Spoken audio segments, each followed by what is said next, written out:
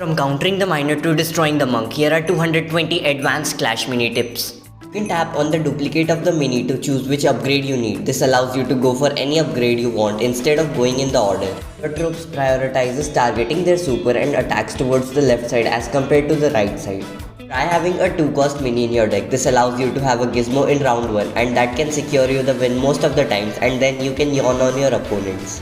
You can only hold up a maximum of 20 elixirs, so be careful while selling all your minis and potentially leaking some of that elixir. I don't know why would you want to do it, but now you know. You can see which ability your opponent is using, what is the current HP and stats by holding down that mini. Also, if you are OJ, then you can see which mini it is behind the skin. Rumbles, if you win the first 2 rounds, then you are already qualified, and so sweating in the 3rd round isn't needed. The same applies if you lose the first 2 rounds, you are already eliminated, and so there is no point in fighting back in the 3rd round unless you want to finish some of your quest. Sell your hidden win condition in rumbles in the 3rd round if you already won the first 2 rounds. This allows you to catch your opponents off guard in the 4th round. It's often better to not place gizmo in the 3rd round, just like hiding your win condition, but don't follow this rule if you are using the pump. At least have the total cost of your deck 30 elixir. This allows you to prevent any elixir leakage. To prevent it, check the total cost of your deck. Tap on any mini on the home screen and see on the top left side and see if the count is less than 30 or more than 30. If you want to max out on progression, then the best thing to buy is the mini pass or the mini pass plus, depending on your budget, because these two are the absolute best way to spend your money. The next best way to spend your money is to buy the event pass. If you still have a lot of free time and want to max out your account as soon as possible, do your raids daily and try completing the quests. Best way to spend your gold is to buy rare crown shards and then exchange it for epic crown shards. The next best way to spend your gold is to buy skill shards or star shards, depending on your needs. Be a Asian and spend your gems on special offers which are discounted and holding on to them. You can use the Knight's taunt to counter Waymaster's 3rd ability, since they all can be taunted because the Knight's mustache makes him so handsome that they come in the front to meet him.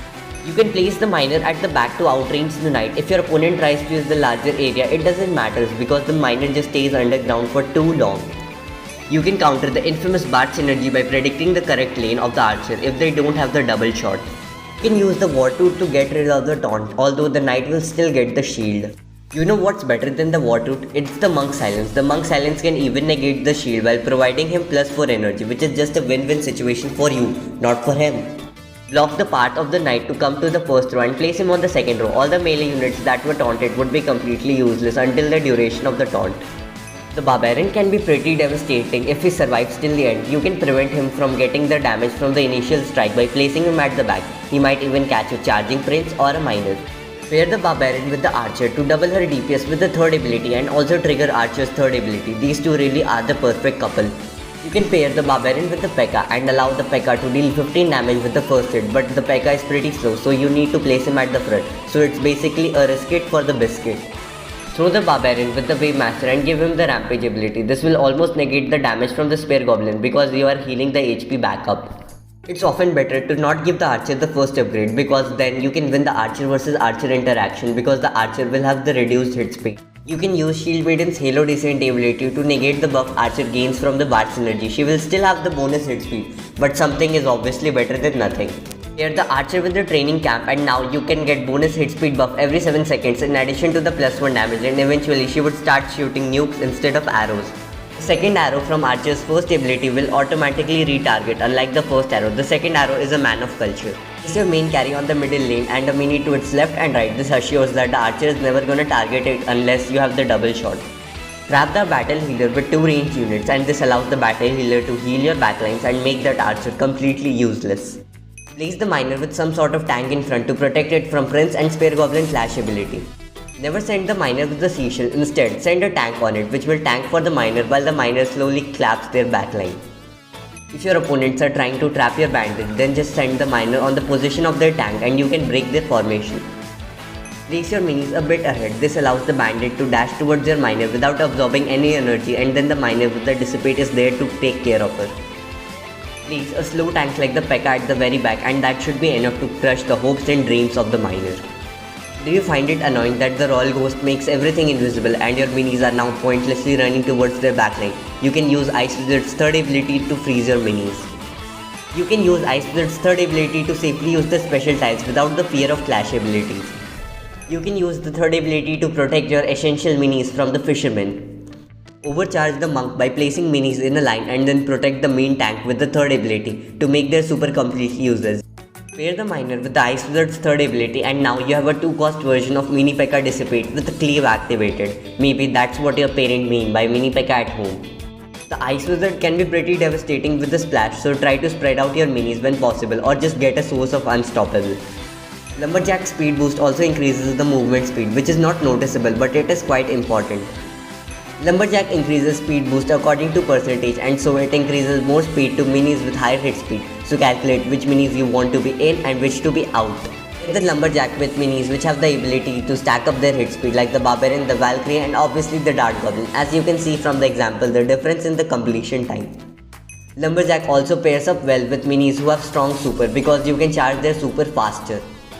With the speed boost, you can win up matchups like Monk vs Monk or P.E.K.K.A vs P.E.K.K.A and Bandit vs Bandit, where the first hit matters a lot. You can use Wizard's anti-heal to fully counter abilities which can heal 2 or less HP. Pair the Wizard's anti-heal with the Saint Mirror to prevent them from healing from the chip damage. Sometimes when it's hard to connect to enemies' backline, then you can use the splash damage to take care of that. Place the Wizard on the middle lane to maximize the area of splash. The Wizard can passively deal a lot of damage and to prevent it from happening, place your minis in diagonals. To bring enemy units together, you can use Knight's Taunt and then it's showtime for the Wizard. Spear Goblin's second and the third ability almost does the same work. They both double your DPS and hitting the clash ability is way easier than getting a kill. And so go for the third ability most of the times. To assure the hit of your clash ability, you can use enemy's gizmo as your target because your opponent can't move their gizmos and so I choose accuracy over the target. You can cancel Spear Goblin's clash ability by simply throwing a mini with the seashell towards it. You can use Guard's clash ability to survive clash abilities without any scratch, a true soldier indeed. Guard's first ability also increases the shield you get from the KO ability, making the first upgrade more worth it. The wider area of the healing ranger, you can heal the minis a tile behind you without facing towards them. Now that's a talent which you all want to learn. When you're up against the Evis, place the healing ranger at the very back and since you can place a total of 6 minis, healing ranger wouldn't be affected and then she can just give unstoppable to all. Death only has one issue, that she is quite squishy and you can fix that problem by having the healing ranger because the healing ranger targets the farthest ally. By placing your minis in a line so that all the allies can be healed, since the more minis you heal, the merrier results you get. You can use the healing ranger to kite the wave master because with the unstoppable you have the ability to not get stunned and once the wave master leaves you can heal back up. If you're trying to get advantage from enemy's stun ability either in the form of the golden giant or the shield maiden, then you should better off not go for the unstoppable ability. Countess could be a pretty good counter to the healing ranger because she has so little HP that the countess will target her and the anti-heal would just completely destroy your healing ranger. By giving your Dart Goblin as many speed boost as possible either in the form of upgrades or with Lumberjack etc. because even a little buff can create a huge difference with him. Pair up the Dart Goblin with the training camp and with the +1 damage and his insane hit speed, he can take care of the entire board in few seconds. This also helps you trigger the burst more often. Try using healers if your enemy has Shield Maiden or the Saint Mirror. You can easily take care of the Shield Maiden with them and you will have a chance to stand against the Shield Maiden. The best way to place the Saint Mirror against the Dart Goblin is to place it just in front of your farthest range unit. This makes the Dart Goblin target the Saint Mirror at the last and at this point he is so stacked that no healers can save him. If you are still watching till this point, chances are that you are enjoying the video and so a sub to the channel would be appreciated. Use the bowler on the supercharger to instantly charge his super and then you can crush the hopes and dreams of your opponent. You can use the bowler to passively damage the queen and take her invisibility down. Bowler can damage a lot of minis in his pathway and the best way to utilize it is to pair him with the Royal Champion because then she can use the low HP mini to get resets and recharge bowler's super. You can use Bowler's third ability to stun enemy archer and waste their +1 damage from the Barbarian. Bowler has a 2-tile range. This allows him to stay just behind your main tank, preventing them from getting knocked back or getting isolated. Such a chat never makes you feel lonely. Try placing your Valkyrie in a way that you can attack the maximum amount of mini to stack up quicker. You can use the Knight's Taunt to clump up the enemy units and then your Valkyrie can stack up pretty easily. Everything invisible except the Valkyrie and then all the minis can come towards her and she can stack up while healing herself. His anti-heal ability can fully counter abilities that can heal 2 or less HP. If you see someone using the no skill nature bond electro wizard combo, then just 3-star your golden giant and say them good game because the only thing they are using is healing your golden giant. Don't use the unstoppable with the golden giant because you will end up wasting your free healings. Avoid using stun abilities against the Golden Giant because you are doing your opponent a favor. It is not necessary that the mini Golden Giant is targeting will only be stunned because the Golden Giant can retarget when he uses his super. Golden Giant heavily relies on being stunned, and this is the perfect opportunity for your mini P.E.K.K.A. to use the 100% crit accuracy when your enemies are stunned. Just watch out for yourself being stunned. Pair up the Golden Giant with the Nature Bond's human form to cycle your super more often and get more heals off. Giant Skeleton can be used to prevent enemy minis from coming towards your backline, but they can often be faster and escape the explosion. So either use the larger area or just use another tank to stun them all. Throw the Giant Skeleton with the Wave Master, and now they have to deal with a literal nuke, like seriously. Prepare for trouble and make it double. Mirror your Giant Skeleton for a double explosion. You can use the Giant Skeleton to tank for the clash abilities because you want to get him down anyways. You can throw their Giant Skeleton at the very back with the Prince charge, and by the time the Giant Skeleton returns, there is nothing left in the board. If you silence the Giant Skeleton with the Monk, then it's a successful bomb diffusion. Make everything invisible except the Giant Skeleton so that everything on the board targets him. Pair the Musketeer with your ranged win conditions like the Archer Queen or the Electro Wizard, and your enemy's melee unit will take eternity to come back. If your enemy uses the Miner, then get the second and the third upgrade on the Musketeer. This allows her to use the super on the Miner and stun him as soon as he completes his clash ability. Don't place the Musketeer on the sharp angles. This reduces the effectiveness of your super. These are minis clumped up together to reduce the effectiveness of Musketeer's super. You can use the Monk Silence to cancel the clash ability of the Musketeer and prevent an early game super. You can use Mini P.E.K.K.A's Dissipate to increase the time for your enemy's melee unit to get their first super off. Get the Mini P.E.K.K.A. with stun abilities like the Wave Master or the Electro Wizard, and now you can see the Mini P.E.K.K.A. deal some insane damage. That's what a team really means, being stronger together. Swordsman can deal a lot of damage to isolated targets, so try targeting minis which are isolated. You can use the enemy skeleton to recharge your super with the first ability. Throw the Swordsman with the Wave Master, and now watch their backline disintegrate. Counter the Swordsman, clump up your minis together to prevent his super recharge. Hit the Swordsman with the Sauna, and now you can deal 20 damage with each super, which is an insta super recharge. If the enemy's Swordsman goes for the stun upgrade, then simply use the Golden Giant or the Shield Maiden to counter it. Fisherman is simply a hit or miss, so you can't really do too much with him. Fisherman's clash ability deals 1 damage, so it's a sneaky way to deal a little damage. Place your Fisherman in the latter rounds when your opponent isn't ready for it. You can charge Fisherman's third ability with the help of gizmos, and it's an assured hit. You can fully counter the Fisherman by simply using a War Tooth. Never send a 3-star P.E.K.K.A. to enemy's backline with the help of Wave Master's Clash ability because the Unstoppable prevents the Wave Master's Clash ability. On the flip side, if you send a 3-star P.E.K.K.A. with the Seashell, you will not cancel the shell while you get the Unstoppable upon landing, so things like the Evis and the Musketeer will just tickle your P.E.K.K.A. You can use P.E.K.K.A's Unstoppable to waste their knockback with the Prince charge. P.E.K.K.A. is such a slow unit because she is so thick but not as thick as your... Anyways, it will take your P.E.K.K.A. quite a while to come to the front, and it's a perfect counter to the Miner, the Seashell and the Wave Master's Clash ability, and even the Prince charge. If your opponent is countering your Prince with the P.E.K.K.A., then just get the third upgrade and the pony will take care of the P.E.K.K.A. The Prince Clash to get rid of main tanks like the Shield Maiden, the Giant Skeleton and the Mega Knight, etc. Get the Prince with the second upgrade to Barbarian with the third upgrade, and now you will deal 6 damage for a few seconds. You can use the Prince to get minis which are under cover and then destroy it with the Spear Goblin, a true way to show your skill. When the opponent is in the melee range with the Magic Archer's first ability, he can deal 6 damage, and if you get the third ability activated, you can deal 9 damage, which is just a lot. He quite literally turns into a shotgunner. You can use the Magic Archer to counter the Wave Master because the stun makes him retarget towards the Wave Master, and then the Magic Archer can just deal a lot of damage to the Wave Master. Placing the Magic Archer a tile ahead, you can reduce the waste of spread of area with the first ability. Place a tank on the middle lane and a tank on either the leftmost or the rightmost lane, and place your range units on the opposite side. This restricts the connection to only one enemy unit.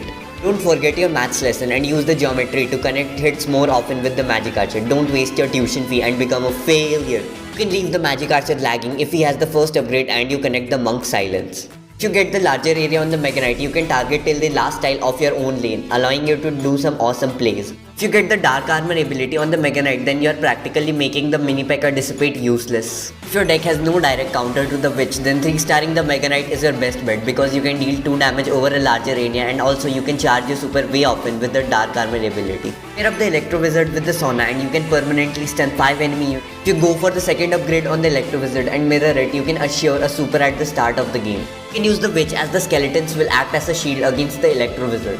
Since the skeletons from the witch have so little HP, you can use them to counter the countess since she has no way to deal splash damage. You can also use the skeletons to reduce the damage of the Potter from 10 all the way down to 2.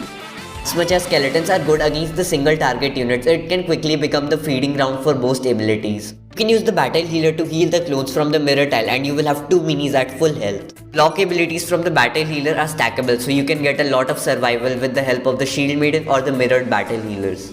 Never get the third ability on the battle healer when you're up against the bandit, because at this point you are feeding up the bandit free energy. In a bandit versus bandit matchup, it comes down to who is gonna cast their super first, and so sometimes playing the bandit at the front is the play. You can use the Wave Master's Clash ability to charge your bandit super instantly. Get the stun upgrade on the bandit when you're up against the shield maiden. This allows you to assure 4 energy when dashing away. Avoid placing down minis with super abilities when up against the bandit because she is gonna dash all across the board. Bandit is immune from getting targeted while dashing, but she can still be damaged by the splash damage. Usually the bandit is all alone when dashing, so this could be the prime time for the isolation abilities to shine. Although the bandit never targets Gizmo, but the Potter from the hot pot is considered a mini, and so the bandit will go for it and will be hard countered. If your main carry has a super ability, then trap it with 2 range units from both the sides and the bandit will not absorb energy from it. You can use the Royal Ghost's Clash ability to protect your backlines from the Bard synergy. You can still damage the ghost when invisible with the help of splash damage, so getting things like the Wizard or the Valkyrie isn't a bad option considering that their anti-heal already hard counters his humble ability. Making everything at the front invisible and placing something at the back, you can force enemy range units which don't have infinite range come forward, and chances are due to difference in the movement speed, some of them might even get isolated. Placing the prince a tile below the Royal Ghost's Clash ability allows you to even make your prince go invisible. Royal Ghost when maxed only needs 1 hit before going invisible again, and so to damage him only upgrade the minis which have a higher hit speed, or else your minis will be standing aimlessly. Place your Archer Queen a tile ahead of other backlines so that you not only make your queen invisible but also the other backlines. You can pair up the Archer Queen with the P.E.K.K.A in the front line and absolutely demolish their front line while being completely invisible. Saint Mirror can easily be countered by healing abilities because they can get rid of the chip damage dealt by the Saint Mirror. Place your Gizmo to the left or the right of your queen, so when the miner pops off the invis, he is gonna lock onto the Gizmo and will stop simping for your queen. He can't even touch it with the cleave activated. When you mirror your queen, the invis of the clone will only pop off after you take a single bit of damage, but here's the catch. Only one of the 2 queen will pop up the invisibility in the same round. Baron King can show his true power when he has a full set of minis, and having 2 cost minis in your deck allows you to get your deck out quicker. When you mirror your Barbarian King, unlike the Archer Queen, he gets invincibility on both of them, so it's not a bad idea to give him some medicines, healer, for a double trouble. A lot of people might not have noticed that the Barbarian King super can be stacked, and so you can get +2 damage, and at this point it is just game over for your opponent. Pair up the Barbarian King with the minis which have higher hit speed in order to take advantage of the +1 damage more often. The bonus damage from the Barbarian King super is also multiplied by abilities which can multiply damage like the P.E.K.K.A or the mini P.E.K.K.A. Place the minis which you want to get the superpowers at the front, allowing you to get KO'd at the first and being the mini which is gonna get the superpowers. You can use the mirror tile to get your minis KO'd even quicker. Pair the Countess with minis which can attack at the backline like the Archer and the Miner, and this allows her to target towards the backline with her super. You should use minis like the Mega Knight and the Electro Wizard. This allows her to get value from the backstab way more often, and this also allows you to teleport out safely. Countess is quite fast of a hero, or I should say the fastest, so don't be hesitant to place her at the back because it is gonna take her a moment to come at the front and you would already have protected her from the early fire. Countess has no way to cheat that, and so use stun abilities to make her vulnerable. Pair the Countess with the Royal Ghost, and so when the Countess is invisible, everyone is gonna ignore her the way girls do to you, providing you the perfect opportunity to do some bonus backstab damage. The Monk has the ability to silence all the Clash abilities. You can use the Monk as a shield the same way you use in Clash Royale. Hey, at least they have some similarities. You can use the Unstoppable from the War Tooth to get rid of the silence and damage enemy units. Monk can only deal 15 damage with the super on the Lava Golem, so that you can't cheese on the Lava Golem raids. Monk's super can also dish out a lot of damage but can only target 1 unit, so Witch with her children can just destroy the Monk. You don't get energy off of silencing gizmos, and so those of you who dreamed of free energy say goodbye to it. You can use the Monk to take care of tanks like the P.E.K.K.A, the Mega Knight, or even the King Tower because you just need only 1 super to take care of anything. The P.E.K.K.A has just enough DPS to take care of the Monk with 2 hits, and so with enough luck you can take care of the Monk without him getting off his super. Use the mirror at the front and the Monk should kill itself with the reflection damage. The Monk can really one-shot anything, so it's better to place your minis first and then start upgrading them. Ninja Queen has a really solid DPS in general, and so when you combine it with the training camp, it's just a destructive force. If you mirror the Barbarian King, both of them will have invincibility, and when the two of them become one, they are gonna give +2 damage, which is straight up nightmare. When you are using the nature bond, choose the form according to the deck you are running. Like when you are running the Electro Wizard, you should go for the human form, while when you are running minis like the Dart Goblin, then you should go for the deer form. Nature bond has left side priority when using the super as well as the attacks. You can use the anti-heal abilities against the nature bond because they reduce the healing from 3 to 1. Nature bond has a cool gimmick allowing her to retarget after using her super. Never use the deer form against the monk or you will simply end up losing. Never use the deer form against the monk or you will simply end up losing. Royal Champion heavily relies on getting kills, and the best way to do it is to use slash abilities which can deal chip damage to a lot of enemy units. You can also use splash damage like the giant skeleton to deal a good chunk of chip damage. Royal Champion can one-shot archers, spear goblin, wizard, ice wizard and the miner with one super, so make sure to upgrade them or else you will be feeding your opponent some free super. To take down 2 enemy skeletons, you can easily recharge your complete super by placing your minis in a tile gap in diagonal to prevent shield bounce. Golden Giant can be an excellent counter because he heals 6 HP when stunned, while the Royal Champion deals 6 damage with a super, allowing him to negate the super effect. Never place the Shield Maiden on the edges because you are literally wasting the area of the Clash ability.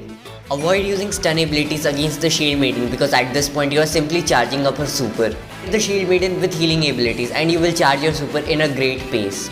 Avoid using the War Tooth with the Shield Maiden because it just hinders the energy you gain from the stun abilities. Once the Shield Maiden activates a super and gets stunned, she will start attacking once the stun is over and deal some extra damage while the super is still active.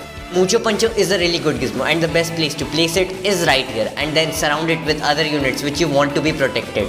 Avoid being isolated against Skeleton King because legends say no one has ever came back from that. Place the Skeleton King at the edge and Prince just aside him to assure isolation if someone is just in front of you. You can deal isolation damage to gizmos but you can't get souls from them. Place your minis around your gizmo to prevent being isolated against the Skeleton King. Place your minis around your gizmo to prevent being isolated against the Skeleton King. Wave Master's second ability doubles your damage instead of giving you +1 damage, allowing you to deal some insane damage when paired up with the training camp. Never throw something with the Wave Master in the early rounds when up against the Skeleton King because you will end up being isolated. Don't pair the War Tooth with the Wave Master because you are simply wasting your Clash ability. Always use the King Tower when you see it because it has the ability to counter all the gizmos. You can use 2 cost minis in your deck to get King Tower in round 2, which is kinda nuts. Use minis like the P.E.K.K.A. and the Monk to destroy their King Tower quickly by making your game last longer when using the pump to maximize the value you get from the pump. When using the pump, the most important thing is to manage your rerolls, so always think how to manage your rerolls. You can use healers to make your games last longer so that you can get more value out of the pump. Place your pump a bit ahead so that it can also act as a tank for your backlines. Get a War Tooth with the Prince and you will not receive any penalty stun with the Prince. You can use the Hot Pot to counter minis like the Miner, the Bandit and the Wave Master. Get the training camp with minis which have higher hit speed so that you can get the value from the bonus damage quicker, and as the round goes on they are gonna wipe out the entire board. Training camp can boost damage of minis which are onto its left and onto its right, making the Clash ability predictions way easier. If your opponent uses Lumberjack's Clash ability to make his mini faster, then you can use the War Tooth to make your minis even faster because as the stats say, Lumberjack gives 35% speed boost while the War Tooth gives 40% speed boost, allowing you to win the first hit interactions. War Tooth makes your Clash ability move faster, allowing you to be the first person to use your Clash abilities. Potter from the Hot Pot is considered as a mini, so it does count towards the sudden death. Potter from the Hot Pot is considered as a mini, so it does count towards the sudden death. If your opponent places the Mucho Puncher in the front, then just place a ring unit on the second row and a Shield Maiden or the Golden Giant in the first row. This allows you to get an energy or a healing chamber. Pancaker can be used to heal your Shield Maiden and literally feed the Shield Maiden with some free energy.